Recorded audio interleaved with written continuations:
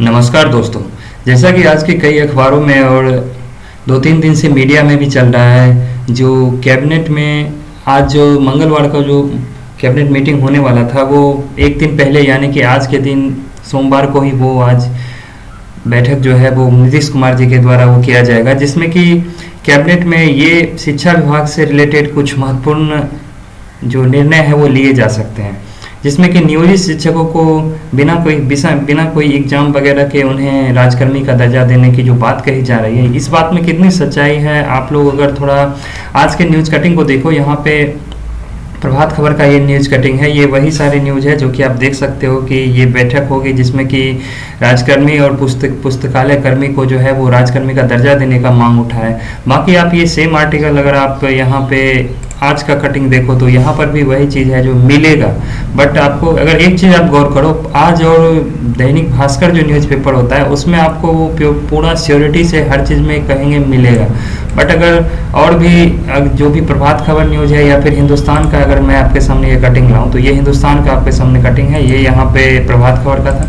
तो इसमें यहाँ आपको लिखा जाएगा जो फैसले हो सकते हैं और मिलेगा में अंतर होता है। तो यहाँ पे हिंदुस्तान ने लिखा है कि जल्द ही फैसले लिए जाने की उम्मीद है, इसको लेकर विभाग ने तैयारी पूरी कर ली है। यहाँ पर भी यही कहा जा रहा है कि वित्त विभाग और कैबिनेट की स्वीकृति के बाद शिक्षकों को राजकर्मी का दर्जा दे दिया जाएगा। इन चर्चाओं को सोमवार को राज्य की बैठक हो रही है। बैठक में राज्य सरकार कई महत्वपूर्ण निर्णय लेगी। तो यही सब बातें हैं जो कि सिमिलर आर्टिकल आपको हर पेपर में दिख जाएगा। तो बात यही उठती है कि क्या नियोजित शिक्षकों को बिना बीपीएससी टीआरई के ही उनको राजकर्मी का दर्जा मिल जाएगा? मुझे ऐसा नहीं लगता है। उन्हें या तो अगर बीपीएससी टीआरई अगर वो एग्ज़ाम नहीं, बहुत सारे लोग ऐसे हैं जिन्होंने बीपीएससी टीआरई ऑलरेडी एग्ज़ाम दिया है, जो नियोजित टीचर हैं, जिनको कॉन्फिडेंस था कि मैं एग्ज़ाम को पास कर सकता हूँ और जिनमें पढ़ाने की क्षमता भी है वैसी, तो उन्होंने इस एग्ज़ाम को ज़रूर दिया है। बट जिन्हें जो लगता था, जिन टीचरों को जो वो क्वालिफाई भी नहीं कर सकते हैं, वो लोगों ने एग्ज़ाम नहीं दिया है और इसका बहुत जोर शोर से इसका विरोध भी हुआ था। तो मुझे जहाँ तक लगता है कि यहाँ पर जो बिना किसी सोर्स के और बार बार जो आपको पता होगा कि एक मीडिया चैनल है जो कि आपको बार बार सूत्रों के हवाले से ये खबर, तो उनका सूत्र पता नहीं किस तरह का वो सूत्र है। जैसा कि आप अगर STET 2019 के कैंडिडेट हो तो आपको पता होगा कि जब 19 में जब एग्ज़ाम हुआ था, 20 में भी जब ऑनलाइन एग्ज़ाम हो गया था, तो वो हर दूसरे महीने बाद स्टेट वालों की ज्वाइनिंग करवा रहे थे। उसमें वो मीडिया चैनल वाले भी थे जो कि न्यूज़ चैनल से लेके ट्विटर पे भी एक्टिव रहते थे। बाकी आपको न्यूज़पेपर में भी इस तरह का आर्टिकल हर 15-20 दिन बाद दिखता था जो अगले महीने स्टेट 19 वालों की नियुक्ति होगी, तो फिर जब वो अगला महीना आता तो फिर 2 महीने बढ़ा के उस तरह के आर्टिकल को बार बार पब्लिश किया जा रहा था। और उस टाइम भी कई बार ऐसा होता था कि कैबिनेट मीटिंग एक दिन पहले 2 दिन पहले कंडक्ट होता था। तो बहुत सारे जो भी हैं मीडिया कर्मी, और ये हिंदुस्तान हो या कोई भी अखबार हो, वो इन खबरों को इसी तरह प्रमुखता से छापता था। तो यहाँ पे बात ये है कि बीपीएससी टीआरई का एग्ज़ाम हो चुका है, जहाँ पे आपको 1 to 5 में लगभग 3 से 4 लाख कैंडिडेट ने एग्ज़ाम दिया है। और यहाँ पे जो 9 to 12 का एग्ज़ाम हुआ, इसमें भी लगभग 1-1.25 लाख के करीब स्टूडेंट हैं। तो ये जो कैंडिडेट आखिर एग्ज़ाम दिए हैं, तो आखिर ये भी रिजल्ट के इंतजार में ही है। तो क्या उस रिजल्ट के बीच में नियोजित शिक्षकों को राजकर्मी का दर्जा दे दिया जाएगा? मुझे ऐसा नहीं लगता है। मुझे जहाँ तक लगता है कि पहले ये STET का ये बीपीएससी टीआरई का जो एग्ज़ाम हुआ है, इसका रिजल्ट आएगा, पहले इन लोगों को नियुक्त कराया जाएगा। उसके बाद अगर सरकार देखेगी कि उनके पास बजट किस तरह से क्या रहता है, क्योंकि सरकार, आपको पता होना चाहिए कि बिहार को ये विशेष राज्य का दर्जा भी नहीं दिया गया है, जो बिहार के पास काफ़ी सारा फंड आ गया है। तो अचानक से 4 लाख शिक्षक अभ्यर्थियों को, जो भी नियोजित शिक्षक हैं, उनको राजकर्मी का दर्जा दे देना, ये मुझे प्रैक्टिकली पॉसिबल नहीं लगता है। क्योंकि अगर उन लोग को अगर इस तरह से दर्जा देती है, तो आपको ये पता होना चाहिए लगभग 80 हज़ार से लेके 1 लाख के करीब के शिक्षक अभ्यर्थी उनमें ऐसे हैं जिनका फोल्डर ही गायब है, जिसको बार बार हाईकोर्ट फटकार लगा रही है, बट फिर भी वो अपना फोल्डर या अपना जो भी सर्टिफिकेट है वो अपलोड नहीं कर रहे हैं, क्योंकि उनके पास है ही नहीं, तो वो अपलोड क्या करेंगे। तो तो उस वजह से हाई कोर्ट ने कहा भी कि अगर आप चाहें तो आप नैतिकता के आधार पे आप अपना इस्तीफा दे सकते हैं, बट वो लोग इस्तीफा भी नहीं दे रहे हैं। तो सरकार मुझे नहीं लगता है कि इन चीज़ों को रिजॉल्व किए बगैर आंख बंद करके उन सबको बस वोट बैंक की राजनीति के लिए उनको सीधा वो राजकर्मी का दर्जा दे देगी, क्योंकि सरकार को पता है कि जनता में इन टीचरों के प्रति आक्रोश है, जो इन लोगों ने शिक्षा व्यवस्था को जो पहले बिहार का था उससे धूमिल जरूर किया है। तो मुझे जहाँ तक लगता है कि अगर सरकार को सबसे पहले चाहिए कि बीपीएससी टीआरई का जो एग्ज़ाम हुआ है उस एग्ज़ाम में जितने भी कैंडिडेट ने पार्टिसिपेट किया है पहले वो रिजल्ट वो फ्रेश से दें, उनकी बहाली हो। अगर उसके बाद अगर सरकार के पास जो ऑप्शन बचता है उसमें अगर जो भी राजकर्मी है उन्होंने अगर एग्ज़ाम नहीं दिया है तो कम से कम एक डिपार्टमेंटल एग्ज़ाम तो ज़रूर बनता है। एक डिपार्टमेंटल एग्ज़ाम उन लोग का मैं समझता हूँ एक होना चाहिए, जिसके आधार पे जो भी उसको क्वालिफाई करते हैं तो सबको राजकर्मी का दर्जा भी मिल जाना चाहिए।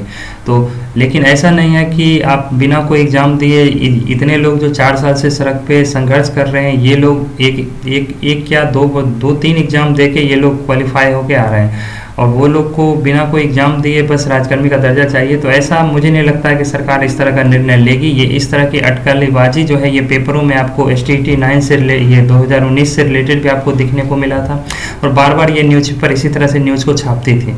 और यहाँ पर भी आप मेन जो मुख्य जो फ्रंट न्यूज़पेपर है हिंदुस्तान वगैरह, ये इन लोगों ने अभी तक यही बस लिखा है जो बड़े फैसले हो सकते हैं। तो इस तरह से आपको जैसा कि पता होना चाहिए कि स्टेट 2019 में भी 4 साल इसी तरह से हो सकते हैं में निकल गया, बट अब जाके ये बीपीएससी से एग्ज़ाम हुआ है।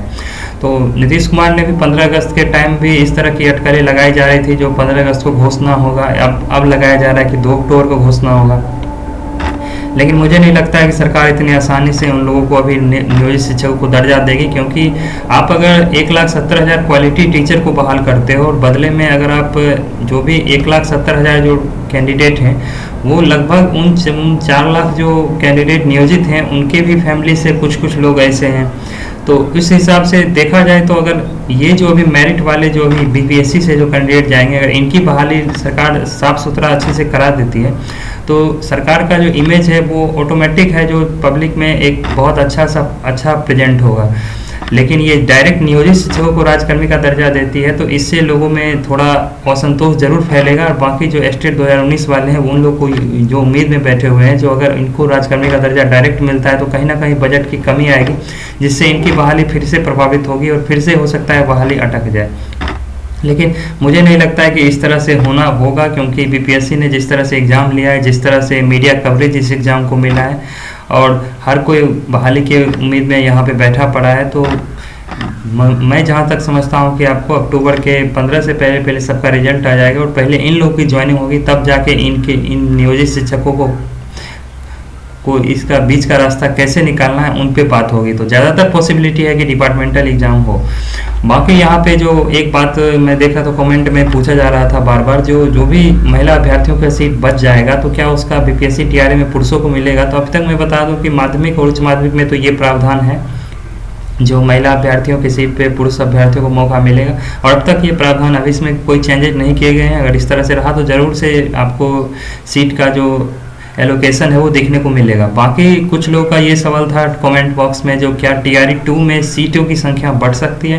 तो टीआरई 2 में सीटों की संख्या जरूर बढ़ सकती है, बट कैटेगरी में बढ़ सकता है। वहाँ पे आपको SC ST में ज़्यादातर देखने को मिल सकता है जो वहाँ आपको सीटों की संख्या मिले। जनरल और OBC से मुझे नहीं लगता है कि एक भी सीट आपको ट्रांसफ़र होता हुआ दिखेगा, क्योंकि जनरल और OBC का सीट पूरा फुल हो जाएगा क्योंकि इसमें काफ़ी सारे कैंडिडेट ऑलरेडी हैं।